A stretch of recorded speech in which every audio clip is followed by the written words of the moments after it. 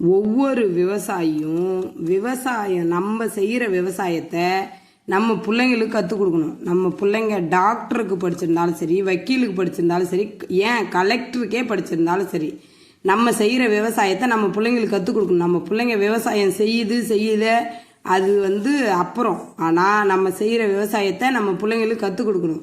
ஏன்னு கேட்குறீங்களா? அது இப்போ கொரோனா வந்துச்சுல, கொரோனா அப்போ ஐடி கம்பெனியில் ஒரு கம்பெனிக்கு 100 பேர் வேலை செஞ்சாங்க. 100 பேர்த்துல 10 பேருக்கு வீட்டில் இருந்தே வேலை பாருங்கன்னு சொல்லிட்டாங்க. 90 பேர்த்துக்கு வேலை போயிருச்சு.